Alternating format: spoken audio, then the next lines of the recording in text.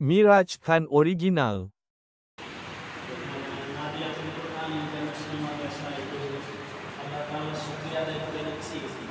যে আজকের এই সবকি অনুষ্ঠান আমাদের এখানে 5টা ছেলে কোরআন হেফজ সবক নিবে।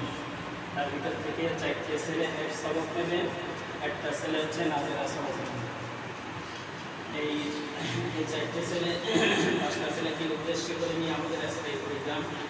ইনশাআল্লাহ আমাদের এই প্রোগ্রাম এখনই শুরু হবে কোরআন তেলাওয়াতের মাধ্যমে।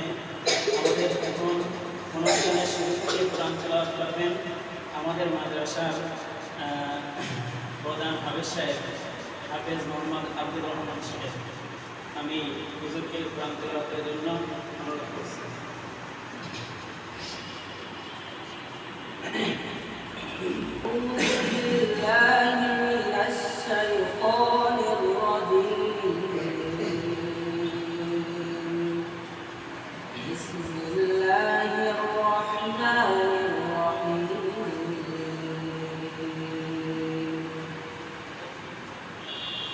لا يحزنهم الفزع الأكبر وتتلقاهم الملائكة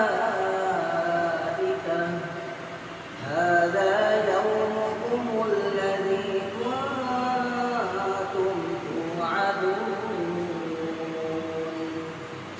يوم نطوي السماء كطي السجل للكتب كما بدأنا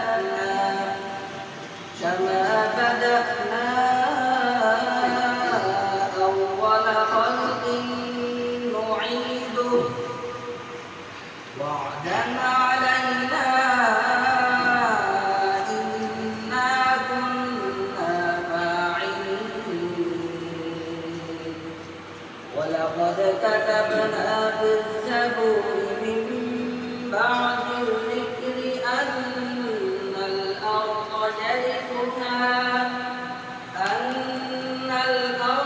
يرثها عبادي الصالحون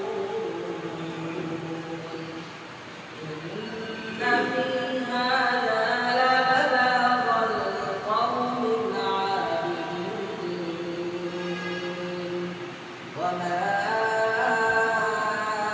أرسلناك إلا رحمة للعالمين صدق الله المولانا العظيم আলহামদুলিল্লাহ আমাদের মাঝে এখন গজল শোনাবে আমাদের এই প্রতিষ্ঠানের শিক্ষক মোহাম্মদ হাফেজ মোহাম্মদ আবুল রাইহান সাহেব। হাফেজ মোহাম্মদ আবুল রাইহান সাহেব তিনি আমাদের সপ্তাহে 2 দিন ক্লাস নেন, গজল, কিরাত, আজান এরপরে শিক্ষক দিন।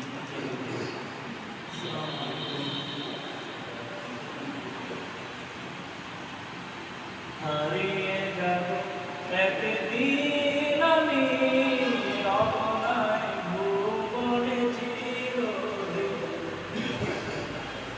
হারিয়ে যাব একদিন আমি রমনায় ভুবনে চিরদিন। ক্ষমা করে দিও তোমরা আমায়, ক্ষমা করে দিও তোমরা আমায়, ভুল করে থাকি যদি কোনদিন, হারিয়ে যাব একদিন আমি রমনায় ভুবনে চিরদিন।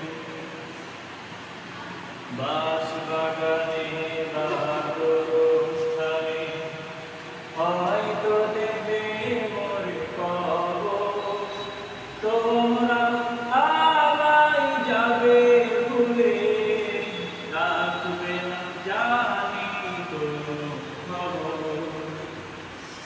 বাঁশবাগানে বা গোরস্থানে হয়তো দেবে মোর কবর,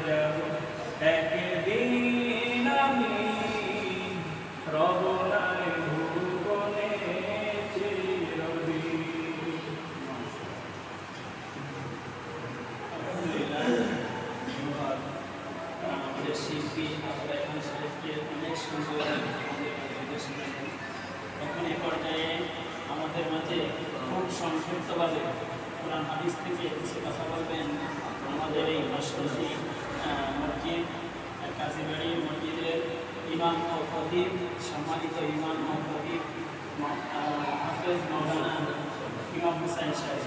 আমি হুজুরকে খুব সংক্ষিপ্তভাবে কিছু কথা বলার অনুরোধ করছি।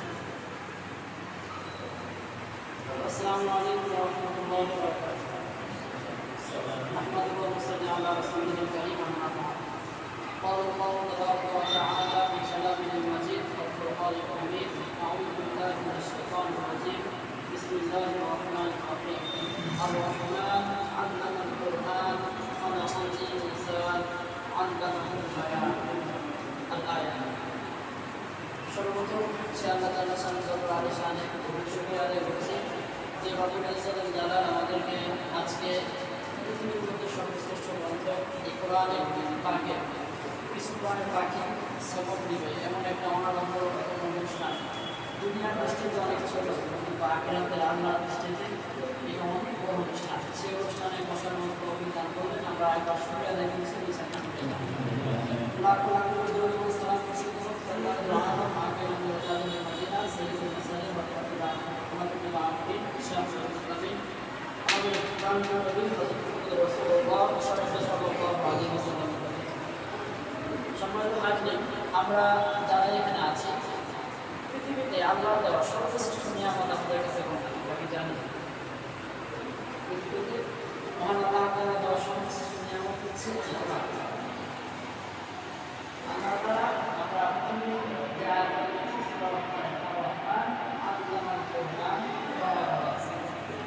আল্লাহ তাআলা তার দয়াময় নাম দিয়ে শুরু করলেন।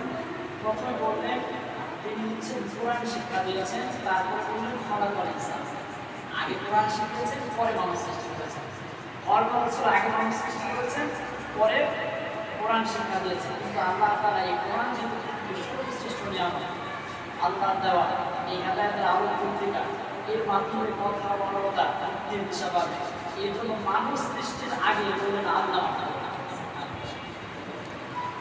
এই কোরআন এই শিক্ষা করাকে আল্লাহ তাআলা আমাদের জন্য ফরজ করে দিয়েছেন। কোরআন শিক্ষাটা আমাদের জন্য ফরজ। এটা মফরুজা সুন্নাহ মুস্তাহাব, এটা হচ্ছে ফরজ। কোনদিন ফরজ হয়েছে? যে কার হেরাতে আমাদের প্রিয় মুহাম্মদ রাসূলুল্লাহ সাল্লাল্লাহু আলাইহি ওয়াসাল্লাম সর্বপ্রথম নিয়ে আসলেন। ইসলামের প্রথম কথাই হচ্ছে এই কোরআন। এই কোরআন ইসলামের অবতীর্ণ দিয়ে পড়ো তোমার গ্রহণ নামে যিনি তোমাকে সৃষ্টি করেছে। ইসলামের প্রথম কথাই হচ্ছে পড়ো। পড়তে পড়তে পড়ো, পড়ার কোনো বিকল্প নেই। এই কোরআন পড়তে হবে, এই কোরআন পড়াটা হচ্ছে ফরজ। কিন্তু আমরা এটাকে আমাদের জন্য অপশনাল বানিয়ে দিয়েছি। এটা আমাদের জন্য পরিতাপের বিষয়। আবার এই কোরআনকে যেন যেন হয়ে পড়লে হবে। আল্লাহ তাআলা সূরা ইসলামের আয়াত নম্বর 4 বললেন ওয়ারাত্তিলিল কুরআনা তারতিলা। এই কোরআনকে পড়ো খুব সুন্দরভাবে তারতিলের সাথে, শুদ্ধ করে, বিশুদ্ধ উচ্চারণে, সুরিত কণ্ঠে, যত মনের মাধুরী আছে, যত শুদ্ধতা, যত উৎকর্ষতা আছে, সবটুকু দিয়ে পড়তে হবে। মাশাআল্লাহ, আমাদের হাফেজ সাহেব, ছোট ছোট হাফেজ সাহেবদের তেলাওয়াত শুনতেছে, ছোট্ট ছোট্ট বাচ্চা কত সুন্দর তেলাওয়াত করতেছে। এই জায়গায় সুন্দর করে কোরআন শুদ্ধভাবে তারতিলের সাথে শেখানো হচ্ছে। কিন্তু আমরা অনেকেই হয়তো বা কোরআনটা শুদ্ধ করতে পারছি। এই কোরআন আমরা যদি পড়ি, আল্লাহ রাসূল সাল্লাল্লাহু আলাইহি ওয়াসাল্লাম মুসলমানের প্রতিনিধির মধ্যে বর্ণনা করছেন, মান ক্বারা হারফান মিন কিতাবিল্লাহ ফালাহু হাসানাতুন। আল্লাহ রাসূল বলেন, যে ব্যক্তি এই কিতাব থেকে একটা হরফ পড়বে, আল্লাহ তাআলা তাকে একটা নেকি দিবেন। কয়টা নেকি দিবেন? একটা নেকি দিবেন। ওয়াল হাসানাতু বিআশরি আমসালিহা। আল্লাহ রাসূল বলেন, ওই একটা নেকি বিআশরি আমসালিহা 10টা নেকির সমান। সুবহানাল্লাহ। আল্লাহ রাসূল বলেন, লা আকুলু আলিফ লাম মিম হারফুন। আমি এটা বলছি না যে আলিফ লাম মিম একটা হরফ। আল্লাহ রাসূল বলেন, লাকিন আলিফুন হারফুন ওয়া লামুন হারফুন ওয়া মিম হারফুন। আলিফ একটা হরফ, লাম একটা হরফ, মিম একটা হরফ। এই আসমান এবং জমিনে, আসমানের নিচে জমিনের উপর সর্বশ্রেষ্ঠ মানুষ কারা? যারা হচ্ছে কোরআন শিখে।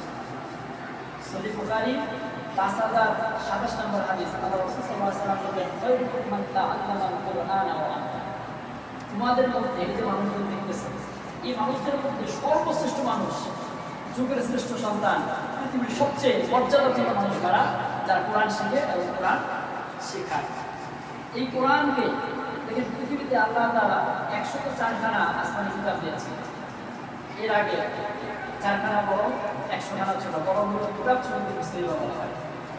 সবগুলো বিকৃত হয়ে গেছে, কালের বিবর্তনে হারায় গেছে, মানুষের মধ্যে বিকৃতি সাধন করছে। কিন্তু এই কোরআন কি কোনো কিতাব? আল্লাহ তাআলা সূরাতুল হিজর আয়াত নাম্বার 9 বললেন, ইন্না নাহনু নাযালনা যিকরা ওয়া ইন্না লাহু লাহাফিজুন, যে আমি এই কোরআন অবতীর্ণ করেছি, এর সংরক্ষণের দায়িত্ব আমি আল্লাহ নিজের হাতে নিয়েছি। তাহলে এই কিতাবের মধ্যে কোনো বিকৃতি, কোনো পরিবর্তন সাধন হওয়া সম্ভব না। আল্লাহ কিভাবে এটা সংরক্ষণ করবেন? এই যে ছোট ছোট সিনাগুলোকে আল্লাহ তাআলা উন্মুক্ত করে দিয়েছেন। পৃথিবীর সব কোরআন যদি হারায় যায়, লক্ষ লক্ষ কোটি কোটি হাফেজরা, আল্লাহ তাআলা এক একটা পক্ষকে পছন্দ করে নেন, নির্বাচিত করে। সবাই চাইলে হাফেজ হতে পারে। এটা আমাদের খুব দরকার। রাসূল সাল্লাল্লাহু আলাইহি ওয়াসাল্লাম বললেন যে কত মর্যাদা এদের, যারা কোরআনকে পক্ষে ধারণ করে, এদের মর্যাদা কত বেশি। সহিহ বুখারী 4960 নম্বর হাদিস। আল্লাহ রাসূল বলেন, আল-মাহিরুল কুরআন, যারা কোরআনে দক্ষ, পাণ্ডিত্য অর্জন করবে, কোরআনকে সিনায় ধারণ করবে, সাফারাতুল কিরামিল বারারা, আল্লাহ রাসূল বলেন তাদের হাসর নাশর হবে। এই যে আমাদের দুই কাঁধে ফেরেশতা আছেন, যারা আমাদের হিসাব সংরক্ষণ করে, তাদের সাথে এদের সাথে এদের হাসর নাশর হবে। আল্লাহ রাসূল সাল্লাল্লাহু আলাইহি ওয়াসাল্লাম আবু দাউদ 1464 নম্বর হাদিসে বললেন যে জান্নাতের যত উচ্চ মর্যাদা আছে, সর্বোচ্চ মর্যাদায় থাকে হাফেজে কোরআন। আল্লাহ রাসূল সাল্লাল্লাহু আলাইহি ওয়াসাল্লাম বলেন, কল বিসাহিবিল কোরআন, আল্লাহ তাআলা কিয়ামতের দিন এই কোরআন যাদের সিনায় তাদেরকে বলবে, ইকরা ওয়ারতাকি, তুমি পড়ো আর পড়তে থাকো। জান্নাতের মধ্যে তোমার এক একটা মর্যাদা বাড়তে থাকো। ওয়ারাত্তিল কামা কুনতা তুরাত্তিলু ফিদ দুনিয়া, দুনিয়ায় যত সুমরিত করে, কত সুন্দর করে কোরআন তেলাওয়াত করছে, এখন সুন্দর কণ্ঠে কোরআন তেলাওয়াত করে শোনাও, আর আমি তোমার এক একটা মর্যাদা বাড়াই দিচ্ছি। 6666 বা 6296 36 যাই বলি, এই আয়াতগুলো যখন একটা তেলাওয়াত করে হাফেজের মর্যাদা আল্লাহ তাআলা এত বাড়াই দিয়েছেন, জান্নাতের মধ্যে সর্বোচ্চ মর্যাদায় এই হাফেজরা আসীন থাকবে। এছাড়াও হাদিসের মধ্যে হাফেজদের সুপারিশের কথা বলা আছে। যদি একটু সনদ দিয়ে একটা কথা আছে, কোনো সনদে বলছে 10 জন, কোনো বলছে 70 জন। মুহাদ্দিসিনে কেরাম হাদিসের সনদ নিয়ে কিছুটা বিতর্ক করছেন, কিন্তু হাদিসে কিছু আছে হচ্ছে যারা এই কোরআনকে সিনায় ধারণ করবে, ফাআহাল্লা হালালাহু, হালালকে হারাম জানবে, ওয়া হারামা হারামাহু, এবং হারাম থেকে নিজেকে বেঁচে থাকবে, কোরআন অনুযায়ী আমল করবে, কোরআনের পাণ্ডিত্য অর্জন করবে, তাদের জন্য আল্লাহ তাআলা মর্যাদার ব্যবস্থা করেছেন। তাহলে পক্ষে কি ধারণ করছে? কোরআন। কারণ কি? কোরআন। কোরআন এমন একটা জিনিস, কোরআনের সাথে চাইতে পারলেই মর্যাদা পায়। আমাদের বাসায় খাট আছে, ইঞ্জিনিয়ার আছে, অনেক ধরনের ডিজাইন আছে, কাঠ দিয়ে অনেক সুন্দর বানাইছে, একটু দাম কত দামি দামি কাঠ দিয়ে বানাইছে। এই কাঠটি যত সম্মানিত, এই কাঠের মধ্যে পা লাগলে একটু সালাম করে, আর খাটের মধ্যে আমরা শুয়ে থাকি। কিন্তু এই দেখেন এই কাঠটা তেমন কোনো নয়, দামিও না, বেশি একটা সাজেও না, কিন্তু এই কাঠটা আছে কার সাথে, যার ফলে যদি ধুলেও পা লেগে যায়, আমরা কি বলি? কাঠে চমকায়, সম্মান প্রদর্শন করি। কারণ কোরআনের সাথে থাকলেই লাভ, কোরআনের আশেপাশে যাইতে পারলেই লাভ। এই কোরআনের সাথে গেলেই আল্লাহ তাআলা দাম বাড়িয়ে দেন। আল্লাহ রাসূল সাল্লাল্লাহু আলাইহি ওয়াসাল্লাম বলেন, কুন আলিমান, যদি পারো আলেম হও, মুতাআল্লিমান, অথবা তার শিক্ষার ব্যবস্থা এর সাথে থাকো, আও মুস্তামিআন, অথবা তাকে সাহায্য করো, আও মুহিব্বান, অথবা তাকে ভালোবাসো। কয়টা বললেন? অবস্থা কয়টা? 4টা। নিজে আলেম হও, অথবা এই আলেমের নার্সিং করো, বাবা হও, দাদা হও, নানা হও, অথবা আলেম একজন আলেম হবে, তার সমস্ত ভরণ পোষণ বা তাকে দেখাশোনা করতে এগুলো করো, অথবা মুস্তামিআন, সাহায্যকারী হও, আও মুহিব্বান, অথবা ভালোবাসো। আল্লাহ রাসূল বলেন, ওয়ালা তাকুন খামিসান, সাবধান 5 নাম্বার জিনিস করো, যদি 5 নাম্বারটা হয় তাহলে ধ্বংস হয়ে যাবে। এই কোরআনের সাথে থাকলে জান্নাতে যাওয়া। হাফেজদের সাথে ওঠা বসা কোরআনের সাথে থাকলে কোথায় যাওয়া যাবে? জান্নাতে যাওয়া যাবে। আল্লাহ রাসূল সাল্লাল্লাহু আলাইহি ওয়াসাল্লাম সহিহ ইবনে হিব্বানের 124 নম্বর হাদিস বললেন, আল কুরআনু শাফিউন মুশাফফাউন। আল্লাহ রাসূল বললেন, কুরআন হচ্ছে সুপারিশকারী। কিয়ামতের দিন যে নবীরা পর্যন্ত নাফসি নাফসি করবে, সেই দিন কি কুরআন দাঁড়ায় যায়। এই কুরআন আল্লাহর দরবারে আল্লাহর সাথে ঝগড়া করবে। কত পাওয়া! এই কুরআন আল্লাহর দরবারে দাঁড়ায় যাবে। আল্লাহ রাসূল বলেন, আল কুরআনু শাফিউন, এমন সুপারিশকারী মুশাফফাউন, যার সুপারিশ আল্লাহ কবুল করেন, যার সুপারিশ আল্লাহ ফেলে দিবেন না।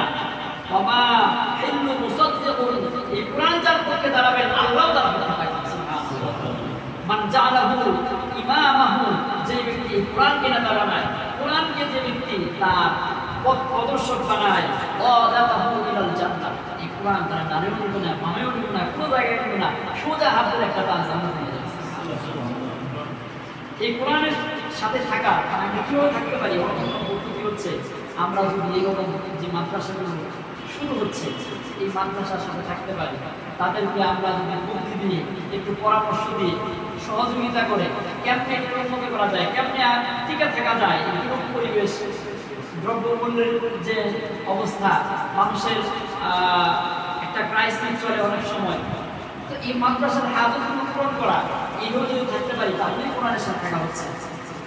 দেখেন, এই মাদ্রাসায় যতদিন কোরআন পাঠ চলবে, আমরা যদিও দিনে একবার কোরআন পড়ি, সর্বোচ্চ আধা ঘন্টা 1 ঘন্টা এর বেশি কনসেন্ট্রেশন ধরে রাখতে পারি না।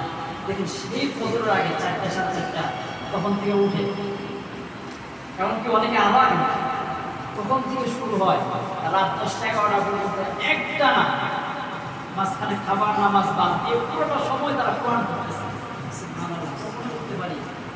একজন মানুষ কতটা কষ্ট মুজাহাদার মাধ্যমে এই কোরআন তাদের পক্ষে ধারণ করে। আমিও আমি যে মানুষের পড়ে আসছি, সেই 3টা 3:30 পৌনে 4টায় উঠছি, সারাদিন একদম অনেক দিন আগে গেছে, সবক হয় নাই, পরের দিন আমন্ত হয় নাই, সবক হয় নাই, 10টার সময় ঘুমের ছুটি হয়েছে, বারান্দায় লাইট ছিল, ওই জায়গায় গিয়ে বসে গেছে। এই সারাদিন কোরআন তেলাওয়াত হলো, যতদিন কোরআন তেলাওয়াত হবে, আপনি এই মাদ্রাসায় থাকার সাথে থাকার কারণে আপনার আমল নামায়ও এর সওয়াব একটা সবসময় অটোমেটিক হতে থাকে। দেখুন, রাসূল সাল্লাল্লাহু আলাইহি সাল্লাম বলেন, ইজা মাতাল ইনসান, সহিহ মুসলিম 435 নম্বর হাদিস, আল্লাহ রাসূল বলেন, মানুষ যখন মারা যায়, ইনকাতা আনহু আমালু, সে দুনিয়ায় যে ভালো আমল করতো সবগুলো কাটা হয়ে থাকে, শেষ, ওই জায়গায় স্টপ, এর আমল রাতে চলে গেছে, আপনার আমল বন্ধ। ইল্লা মিন সালাস, আল্লাহ রাসূল বলেন, না, এরপরেও 3টা আমল সর্বদা চালু থাকে। কয়টা আমল? 1 নাম্বার সাদকাতুন জারিয়া, এই যেরকম মাদ্রাসার সাথে যদি আপনি লেগে থাকতে পারেন, যতদিন মাদ্রাসা হবে, মসজিদ হবে, যতদিন আপনার ওই সাদকা জারিয়া জনকল্যাণমূলক কাজগুলো চলতে থাকবে, প্রতিদিন একটা অংশ আপনার কবরে পৌঁছে পেতে থাকবে। আল্লাহ রাসূল বলেন, ওয়ালাদুন সালিহুন ইয়াদউ লাহু, এবং নেক সন্তান যারা নামাজ পড়ে তাদের জন্য দোয়া করে, রব্বিনা কামা রাব্বায়ানি সাগীরা, আও ইলমুন ইনতাফাউ বিহি, অথবা এমন কোন ইলম, এমন কোন জ্ঞান সে ঝলক করছে, করোনা ভাইরাসের টিকা আবিষ্কার করছে, বা আরো এরকম ভালো ভালো জ্ঞান যেগুলো আবিষ্কার করছে, মানুষ উপকৃত হচ্ছে, এই কাজ থেকে সে সওয়াবটা কবরে পেতে থাকবে। দেখেন, রাসূল সাল্লাল্লাহু আলাইহি ওয়াসাল্লাম আবার বললেন যে হচ্ছে, এই যে আমরা যদি এই মাদ্রাসার পাশে দাঁড়াতে পারি, মাদ্রাসা নতুন এই বছরে চালু হয়েছে, মাদ্রাসার পাশে দাঁড়াইতে পারি, তাহলে এই সওয়াবগুলো কিভাবে আসবে? আল্লাহ রাসূল সাল্লাল্লাহু আলাইহি ওয়াসাল্লাম সুনান ইবনে মাজাহ 240 নম্বর হাদিসে বললেন, মান আল্লামা ইলমান, যে ব্যক্তি ইলম অর্জন করলো, তার সাথে কেউ সহযোগিতা করলো, ফালাহু আজরুন, তার জন্য আল্লাহ তাআলা এই সওয়াবের ব্যবস্থা করেছেন। মিন আমালি বিহি, সে যে আমল করে এখান থেকে, লা ইয়ানকুসু মিন আখিরিল আমাল, আল্লাহ বললেন যে যে সহযোগিতা করলো তাকে যে সওয়াবটা দেওয়া হবে, যে আমল করলো এখান থেকে কমাই দেওয়া হবে না, তখন তার সমপরিমাণ আল্লাহর ভান্ডারে অভাব আছে। একজন হাফেজ সাহেব কইরা যতটুকু পারতেছে, আপনি যদি তার সাথে সহযোগিতা করতে পারেন, তাহলে আল্লাহ বললেন তার সমপরিমাণ সওয়াব হবে, তারটা না কমায়। আল্লাহর ভান্ডারে কোনো অভাব নাই। এই জন্য দেখেন, এখানে যদি আমরা আসি, মৃত্যুর পরে আমরা মাদ্রাসার সাথে সবসময় থাকতে পারি, শুধুমাত্র টাকা পয়সা কিছু তেমন না, টাকা পয়সা আছে, সেটাই লাগবে। পাশাপাশি হচ্ছে আমরা যদি একটু সহযোগিতা করে, বুদ্ধি দিয়ে একটু তাদের সাথে একটা ভালো দিক করে দিলাম, এরকম সহযোগিতাও যদি করি, সাথে থাকলাম, বিপদে তার সাথে বললাম যে না, চিন্তা করুন আমরা আসি, এরকমও যদি থাকতে পারি কবরের শুয়ে শুয়ে আমরা সওয়াব পেতে থাকবো। কারণ দেখেন আমরা একদম সবাই মারা যাবো, পৃথিবীতে আসছি, আসার সিরিয়াল আছে, যাওয়ার যে কোনো মুহূর্তে চলে যেতে পারি।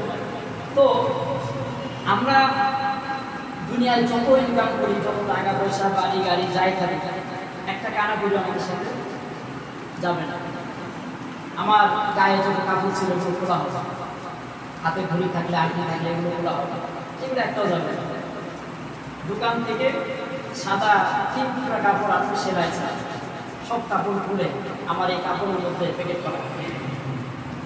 আপনি এত টাকা দিয়ে এত কষ্ট করে যে ঘরটা বানাইছেন, এই ঘরেও আপনারা রাখেন, বের করে দেবেন, তারপরে গ্যারেজে এখানেও বেশিক্ষণ থাকতে পারবেন না, 1-2 ঘন্টা 3-4 ঘন্টা, বা সন্তান যদি দূরে থাকে আশা করবেন, তারপরে বসে খাটিয়ে আয় না গোসল করানো হবে, আপনার জানাজা নামাজ হবে, তখন মনে করবেন জানাবে আপনার সুন্দর আছে এরা আমার সাথে যাবে।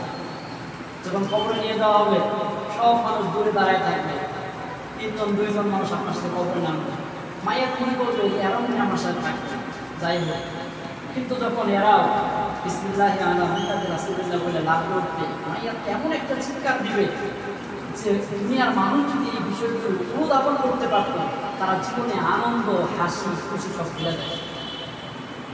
ওইখান থেকে তখন চলে আসবে একটার পর একটা বাস দিবে, তারপর চাটায়, তারপর মাটি যখন ফেলা হবে অন্ধকারের পর অন্ধকার, যে অন্ধকারের কোনো শেষ নাই, 3 পাশে মাটি, উপরে বাঁশের চাটায়, এই অন্ধকারে আপনার আজকে সন্তান নাই, যে সন্তানের জন্য আপনি রাতকে রাত মনে করেন না, দিনকে দিন মনে করেন না, পরিশ্রম করছেন, টাকা পয়সা ইনকাম করছেন, যে স্ত্রীর জন্য আপনি দুনিয়ার সবার সাথে বিদ্রোহ করতে পারছেন, যে টাকা পয়সার জন্য আপনি এত পরিশ্রম করছেন, সেই টাকা পয়সা অর্থ সম্পদ আত্মীয় স্বজন কেউ আপনার সাথে নাই।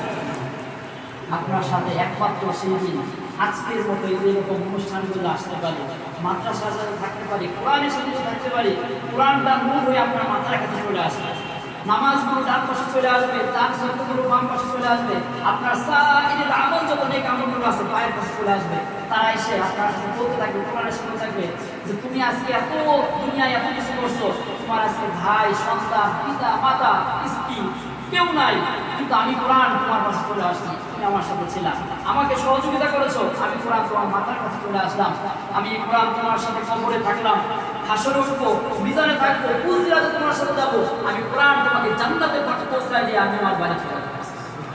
কেউ নেক আমল, নামাজ, দান, সদকা, হজ, রোজা প্রত্যেকেই এসে আপনার সাথে অঙ্গীকার করবে যে আমি তোমাকে ফেলে যাবো না, আমি তোমাকে নিয়ে জান্নাতে চলে যাবো। সেই কিয়ামতের দিনে যদি আমরা এই কোরআনের সুপারিশ পেতে চাই, আর সেই হাসরের ময়দানে যেই দিন আল্লাহর আরশের ছায়া যত অন্য কোনো ছায়া থাকবে না, আল্লাহর আরশের ছায়া যদি পেতে চাই, আল্লাহ রাসূল সাল্লাল্লাহু আলাইহি ওয়াসাল্লাম বলেন সাবআতুন মিন যুল্লিহিল্লাহু ফি যিল্লি ইয়াওমা লা যিল্লা ইল্লা যিল্লুহু। আল্লাহ রাসূল বলেন কিয়ামতের দিন যেদিন আল্লাহর আরশের ছায়া যত অন্য কোনো ছায়া থাকবে না, সেই দিন আল্লাহ তাআলা 7 শ্রেণীর ব্যক্তিকে আরশের ছায়া স্থান দেবেন। কয় শ্রেণী? এর মধ্যে এক শ্রেণী আল্লাহ রাসূল বলেন রাজুলুন তাসাদ্দাকা আখফা, এক ব্যক্তি এমনভাবে দান করে যে এত গোপনে দান করে হাত্তা লা ইয়ালাম শিমালুহু মা তানফিকু যুনুবুহু, যে ডান হাতে কি খরচ করে বাম হাতও জানে না, এরকম দান করে।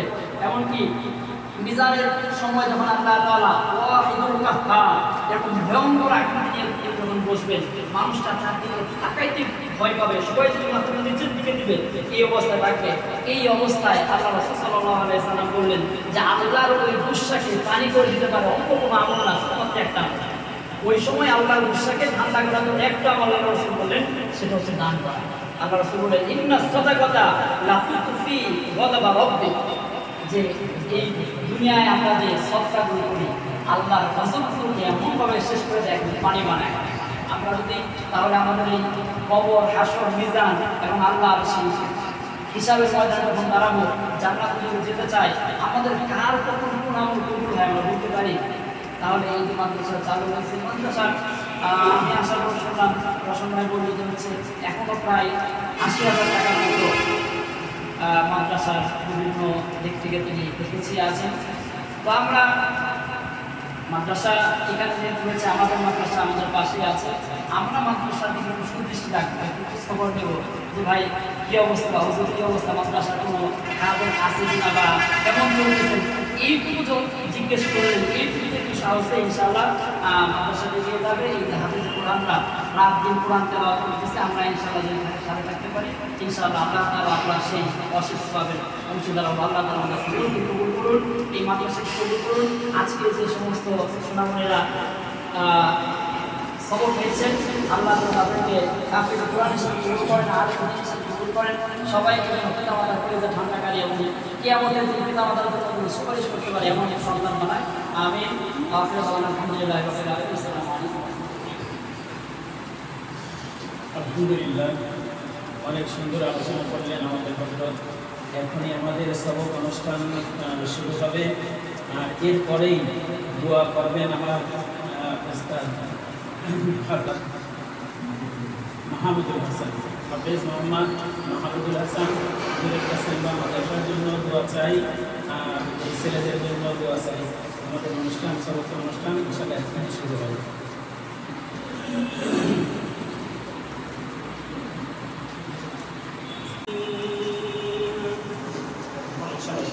সবাই একসাথে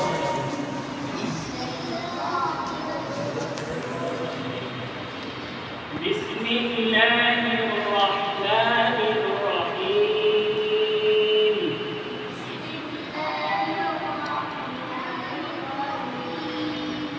ইকরা বিসমি রাব্বিকাল্লাযী খলাক।